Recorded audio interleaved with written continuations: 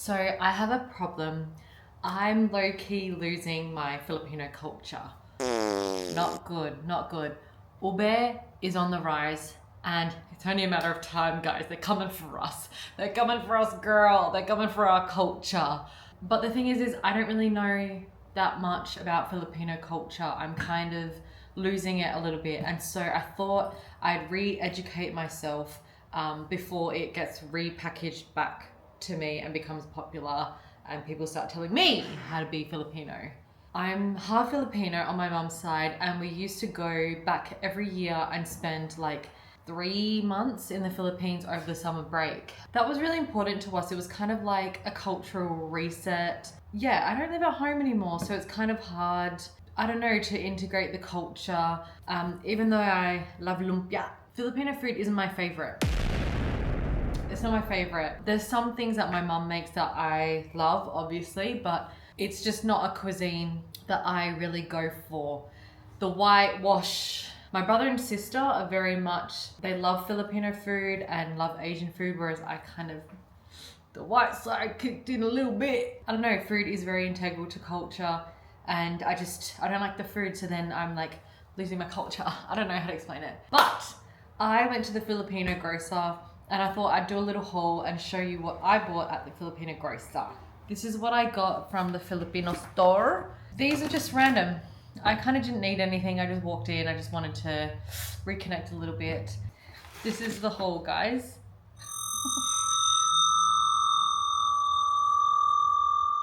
First up is my absolute love, binakurat. It's a coconut vinegar. This shit is so good. It makes your lips white. Like, I'll eat that much vinegar that my lips turn white, but this is delicious. The coconut gives it kind of like a different depth than a normal vinegar.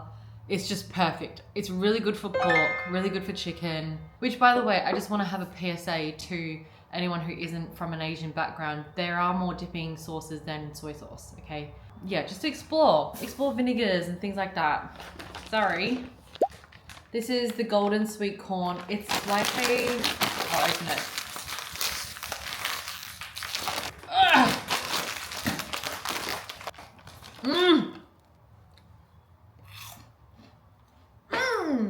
That's my childhood. If you don't know the way that like it's kind of set up, usually they have like a central chapel with like a little concrete area, and then the houses spill out from there. But that chapel is kind of like the main congregation point. It's where people hang out, people do their nails, kids play, aunties are usually playing mahjong off in the corner, or it's kind of like that. It's like the central community spot. Usually in a chapel they have like a tindera, which is just like a hole in the wall store that you can buy everything from like nappies, pads, snacks, shampoo, and a lot of it is in little sachets, like long strips of sachets that you can cut off. It's actually a way more economic way of doing, like selling products, I think. Anyways, but this was one of my favorites to get always. If you're a kid and you had like 5 pesos in your sock or in your shorts with a rubber band around it, world's your oyster. Another one of my favorite snacks was chocolate pretzels. Let's try them. Not as good as the actual pretzel. Yeah, I like the taste of that chocolate better, but another snack that I would say in my later years I enjoyed a lot more. It's not a Filipino house without skyflakes. I don't really eat these with anything. I just eat them by themselves. I really like the texture. It's a very buttery, like light and airy one, with just the right amount of like salt and crispiness, but amazing. They're good to keep in your bag if you're someone who gets hangry like me. Yeah, I've never really had them with like toppings. I just eat them by themselves. My favorite drink to come out of the Philippines. I lie. This and Chucky. It's the apple juice and tea. When you're hungover, this, some KFC chips, you'll be right. Puto! This was a staple breakfast for us whenever we were in the Philippines. It's a glutinous rice, so they put it inside this, I think it's a banana leaf, and steam it so the flavors go into the rice. So you open it up, it's steaming, it's sticky, You drink it with sikwati, which is like kind of like a hot chocolate, but not in the way that you're probably thinking. It's more like a hot cocoa, like a bit more watery and not sweet. So this is very nostalgic for me because my auntie used to get up every morning after her work. She worked super early in the market and she either made these, I can't remember, or she'd bring us back some, but every morning they would be there. Also, and you don't even know, but we're having a Jollibee dinner tonight. I'm making Filipino style spaghetti with the hot dog. You have to have, yes.